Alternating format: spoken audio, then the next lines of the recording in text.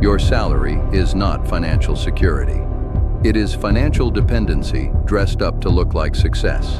And the longer you stay inside it without understanding what it actually is, the more wealth it quietly steals from you, not through spending, but through structure.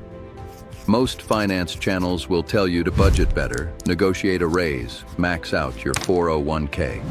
That is not wrong, but it is completely missing the real problem. The problem is not what you do with your salary.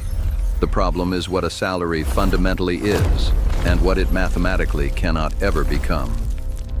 In 8 years of personal finance work, I found one pattern across every person who felt financially stuck despite earning decent money. It was not their spending. It was the vehicle. The people who broke free did not earn more. They understood something structural that nobody had ever explained to them. And once they understood it, everything changed. Stay with me, because what I'm about to show you changes everything. By the way, if you're new here, my name is Alex Carter. I've been working in personal finance for 8 years.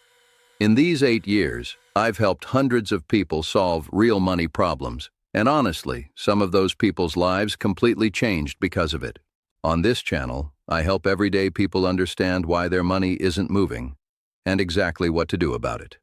All right, let's get into it. Let me start with something personal, because this is where it became real for me. My situation at 28 was this. I was earning $62,000 a year, working hard, getting solid reviews, picking up small raises every 18 months or so. On paper, things were moving in the right direction. But my net worth was essentially flat. I was spending about the same as I earned, my savings account barely moved, and I had the creeping feeling that I was running on a treadmill, faster every year, going nowhere. That feeling wasn't anxiety. That was clarity. And it took me 2 years to understand why. Here's the first thing nobody explains to you about a salary. It has a ceiling, not a high ceiling, not a ceiling you can push through with enough effort. A hard mathematical ceiling built into the structure of the arrangement itself. When you are paid a salary, you are trading a fixed unit of your time for a fixed unit of money. That is the contract. And here is the critical word in that sentence: fixed.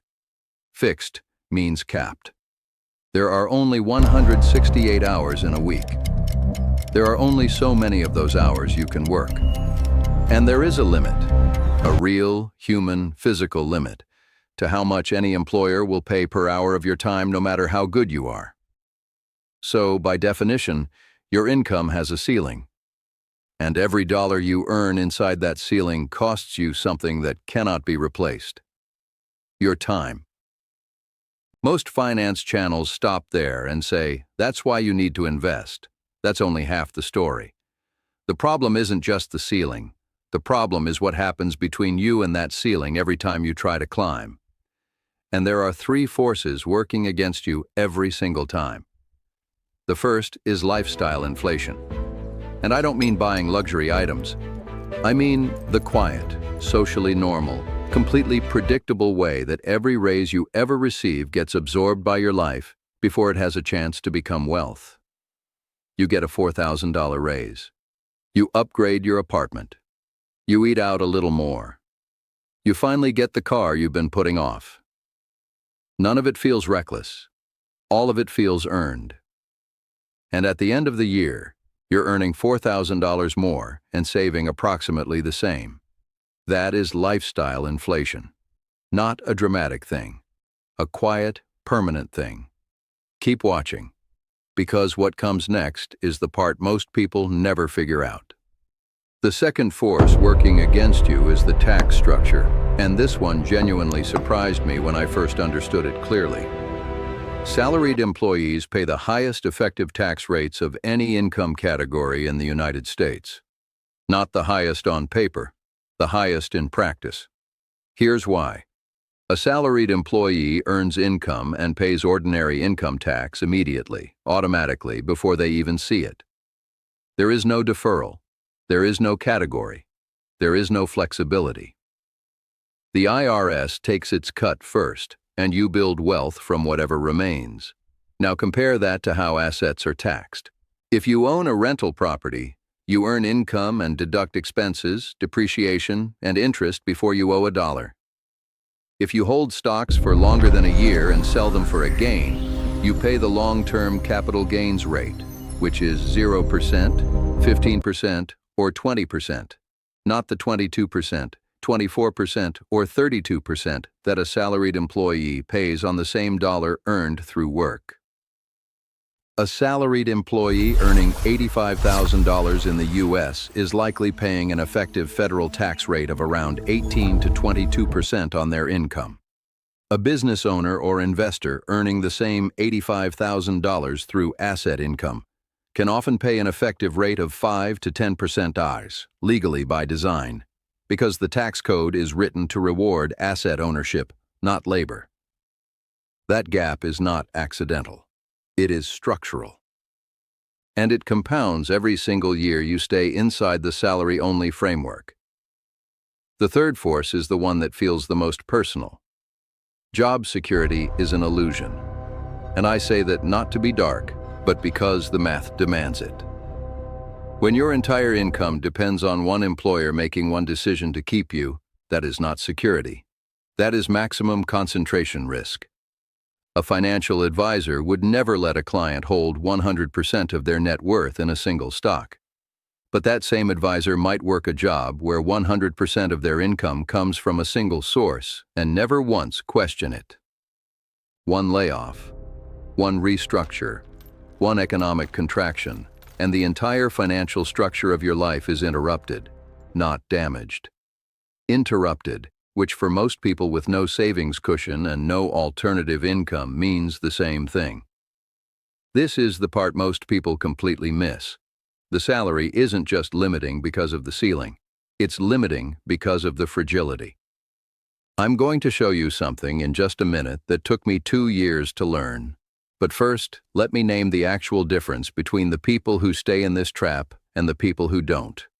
It is not income. It is not intelligence. It is not luck. It is asset ownership. Here's what I mean. The wealth gap between the top 10% of earners and everyone else is not primarily explained by how much they earn. It is explained by what they own. Assets that generate income, whether they work or not. Assets that grow in value, whether they sleep or not. Assets that pay them through dividends, rent, equity appreciation, or business cash flow, independent of how many hours they put in. The average American household in the bottom 50% of net worth owns essentially 0 financial assets. The average household in the top 10% has a net worth of approximately $1.9 million, the vast majority of which is assets, not savings, not salary. Assets. That is the gap. And the gap does not close by earning more at a job. It closes by converting income from any source, including a salary, into assets. This is where the mindset shift happens. And this is what nobody tells salaried employees clearly enough. Your salary is not the problem. Your salary is actually a tool. The problem is using it as a destination instead of a launch pad. So here is the escape framework. Not quit your job. Not take massive risks. 3 specific financial moves to run in parallel with your job, starting now, on whatever salary you currently earn. The first move is to stop treating your salary as income and start treating it as fuel. That sounds abstract, so let me make it specific.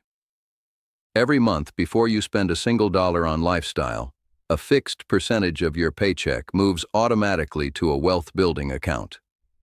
Not what's left over. A percentage first. Even 10%. Even 7%. It doesn't matter as much as the habit. The second move is to begin converting that fuel into assets. Not savings accounts.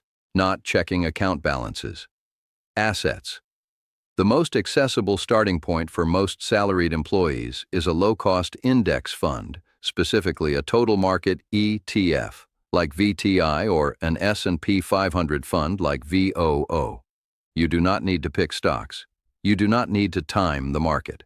You need to own a piece of the economy that grows whether you work or not.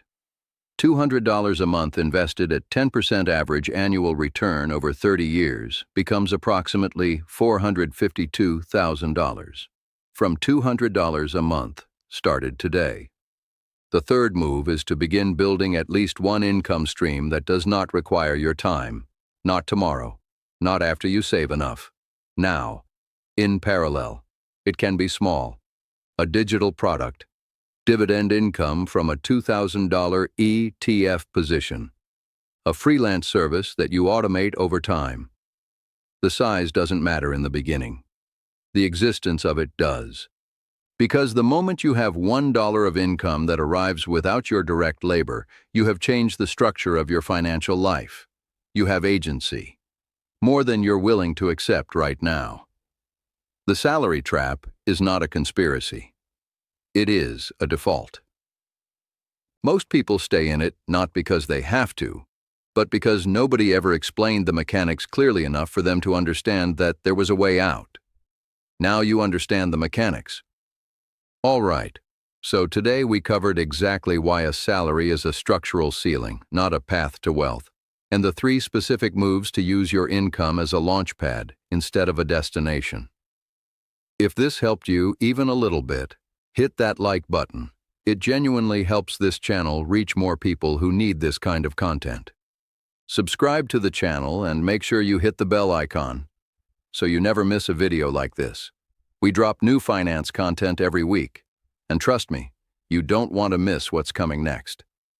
And if you want to go even deeper on how to build your first asset portfolio starting from scratch, I've linked a video right here. Go check that out next. I'll see you there.